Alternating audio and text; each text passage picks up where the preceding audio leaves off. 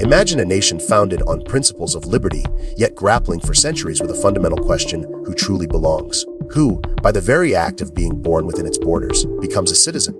It sounds straightforward, a given in many parts of the world. But in the United States, this very idea of birthright citizenship has ignited ferocious debates, challenged Supreme Court justices, and even mirrored the deepest fissures of a nation at war with itself. Why, in a country that champions its constitutional bedrock, has one of its most pivotal amendments been under continuous siege for almost 200 years? And what does this ongoing struggle tell us about America's evolving, often conflicted, identity? Our journey begins not with a loud declaration, but with a surprising silence. The original U.S. Constitution, the foundational document of the Republic, said virtually nothing about who was and wasn't a citizen. The concept that being born within the nation's bounds granted citizenship known as jus soli, or the right of soil, inherited from English common law, was more of an assumption than a codified law. It was simply understood, mirroring the old world's notion that if you were born in the king's realm, you were his subject. This contrasted sharply with jus sanguinis, the right of blood, where citizenship is passed down from parents regardless of birthplace. For the first 7 decades of the United States, without explicit rules, this inherited principle held sway, but it was a quiet understanding, waiting for the crucible of conflict to forge it into explicit law. The silence was shattered in 1857, just a few years before the American Civil War. The nation was already a powder keg of tension, divided starkly between states where the institution of slavery was legal and those where it was not. In this charged atmosphere, an enslaved man named Dred Scott, who had been taken by his enslaver from a slave state into free territory, dared to challenge his bondage in court. He argued that his entry into free territory should have made him a free man. His audacious case ultimately landed before the highest court in the land, the U.S. Supreme Court in Washington, D.C. The infamous Dred Scott decision delivered a seismic shock. The court ruled that neither Scott nor his family were free, but they went further, delivering a devastating blow to the very concept of black citizenship.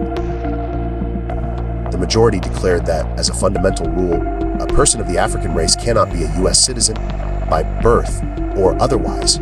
This ruling effectively rendered even free black individuals, of whom there were many in the free states at the time, permanently outside the bounds of American citizenship. The Supreme Court concluded that they were never intended to be part of the people of the United States, part of the citizenry of the United States. This decision cemented a two-tiered system within the country: those who were citizens or could become citizens, or whose children could be citizens, and those for whom none of that applied. Within a terrifyingly short span of years, these entrenched divisions, fueled by such legal pronouncements, would literally tear the United States apart, leading to the brutal and bloody Civil War, fought in large part to eliminate slavery and the very two-tiered system that Dred Scott had legally enshrined. The Union's victory would set the stage for a radical redefinition of American belonging. With the Civil War concluded, the victorious Union faced the monumental task of rebuilding a fractured nation and, crucially, solidifying the rights of newly freed African Americans. Their first step was the Civil Rights Act of 1866, the very first American law to explicitly state that all persons born in the U.S. were citizens. However, this move immediately encountered resistance. President Andrew Johnson, a staunch opponent of Reconstruction-era reforms, voiced strong objections. In a revealing letter to Congress, he complained that, in addition to granting citizenship to African Americans, this birthright provision would also extend citizenship to gypsies, and notably, Chinese people, a clear signal of the racial prejudices shaping the debate even then. Despite his objections, Congress wielded enough votes to override his veto, and the act became law. But a statute, even a powerful one, carried an inherent risk it could theoretically be repealed by a future Congress. To make birthright citizenship a permanent, unassailable part of the legal landscape, they decided to enshrine it within the U.S. Constitution itself. This led to the creation of the 14th Amendment. The pivotal clause states, "All persons born or naturalized in the United States and subject to the jurisdiction thereof are citizens of the United States." This language irrevocably placed birthright citizenship into the nation's supreme law. Yet, it also contained a phrase, "subject to the jurisdiction thereof," that would become the source of enduring debate, stretching into the present day. What did this qualifier truly mean? If an immigrant, lawfully or unlawfully present, had a child on U.S. soil, were they subject to the U.S. jurisdiction? Crucially, the records of the congressional debates leading up to the 14th Amendment's passage provide vital insight. Lawmakers explicitly addressed this very question. When one senator asked if the amendment would grant citizenship to the children of Chinese immigrants, another senator unequivocally affirmed, "Yes, the child of an Asian is as much a citizen as the child of a European." These debates are critical because they unequivocally demonstrate that the framers understood and intended for children of immigrants, regardless of their parents' status, to become citizens at birth under this new rule. It was with this explicit understanding that birthright citizenship was formally embedded into the Constitution. While a vast majority of Congress voted for it, dissenting voices, like the senator concerned about Chinese citizens, highlighted that universal acceptance was not guaranteed. Remember this point: the seeds of future challenges were sown even then. The debate around who belongs simmered, only to erupt again in the late 19th century. As the previous script mentioned, this period saw a significant increase in Chinese laborers in the U.S., accompanied by a rising tide of xenophobia and anti-immigrant sentiment. This culminated in the notorious Chinese Exclusion Act of 1882. This landmark legislation, the first federal law to suspend immigration for a specific ethnic group, explicitly stated that Chinese immigrants could not become citizens. Though initially intended to last only 10 years, it was repeatedly renewed and expanded, remaining in effect until 1943, marking a dark chapter in U.S. immigration history. It was against this backdrop of explicit racial exclusion that the 14th Amendment faced its first ultimate test. In 1890, a young man named Wong Kim Ark, born in San Francisco to Chinese immigrant parents who were not U.S. citizens, returned from a visit to his family in China. Upon his return, he was denied re-entry into the U.S. His claim was simple: "I was born here, I'm a citizen." His case, a perfect legal crucible for the 14th Amendment, ascended all the way to the Supreme Court.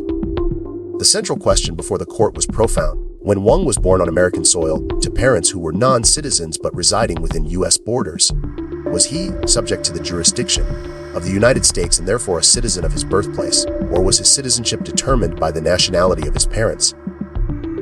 In 1898, in a landmark ruling, the Supreme Court delivered its unequivocal decision. Wong Kim Ark was a citizen. The court clarified the "subject to the jurisdiction" clause, stating it excluded only 3 specific categories of people whose children born in the U.S. would not be citizens: children of foreign diplomats, children of certain Native Americans living outside the direct jurisdiction of U.S. law, and children of invading forces occupying U.S. territory. Crucially, the court explicitly cited the congressional debates of the 14th Amendment's passage, confirming that "subject to the jurisdiction" was intended to include virtually everyone present in the country, including immigrants and their children. In essence, the ruling solidified the principle everyone in the U.S. is subject to the jurisdiction of the U.S., and thus everyone born here is a citizen. This ruling established a clear legal consensus that has persisted for well over a century. For more than 100 years, officials and the legal system have consistently recognized this as the correct meaning of the 14th Amendment. But a profound legal consensus is not necessarily the same as a popular consensus. The debate over birthright citizenship, seemingly settled by legal precedent, began to resurface as a potent political issue in the 1980s and 1990s, coinciding with a rise in the population of undocumented immigrants in the U.S. A growing chorus of Republican lawmakers began to demand another look at the 14th Amendment, arguing that illegals don't fall under that, just like diplomats' children. This echoes the historical concerns of President Johnson and the motivations behind the Chinese Exclusion Act. The statistics reflect this enduring division today. 40% of Americans believe that children of undocumented immigrants should not be given birthright citizenship. Interestingly, if you glance at online comment sections, particularly on platforms like YouTube, that number can sometimes appear even higher, reaching figures like 90% of commenters expressing similar sentiments, indicating a strong vocal opposition online. The fact that disagreement over birthright citizenship is not new, but rather deeply rooted in the nation's history, is crucial. Let's return to one more piece of that historical puzzle: the very ratification of the 14th Amendment itself. When Congress originally voted for it, a significant reason it passed with such margins was because, at the end of the Civil War, only the Union states were even represented in Congress. However, for a constitutional amendment to become official, it needs to be ratified, voted for by 3/4 of all state governments. Initially, none of the former Confederate states wanted to ratify it. So, Congress took an unprecedented step. They made ratification a condition of readmission to the Union. They declared that these states would only be allowed back into full congressional representation if they ratified the 14th Amendment.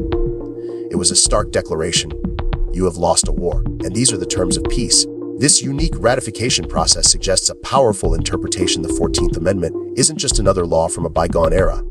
It's akin to a foundational treaty, a post-war compact that represented the definitive departure from an old, fractured country and the formation of a truly new one, fundamentally redefining who the people of the United States truly are.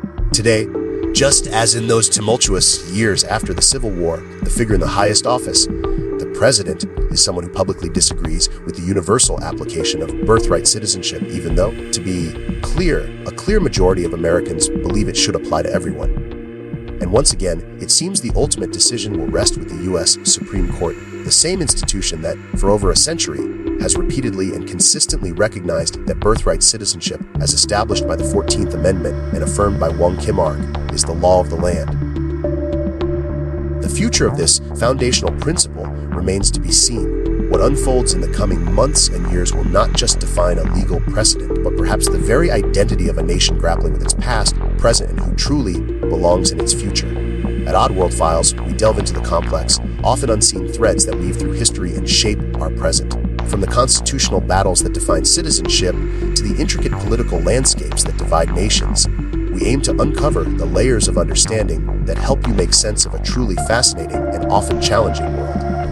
If you found this journey through American history compelling, subscribe and hit the notification bell to explore more hidden depths with us.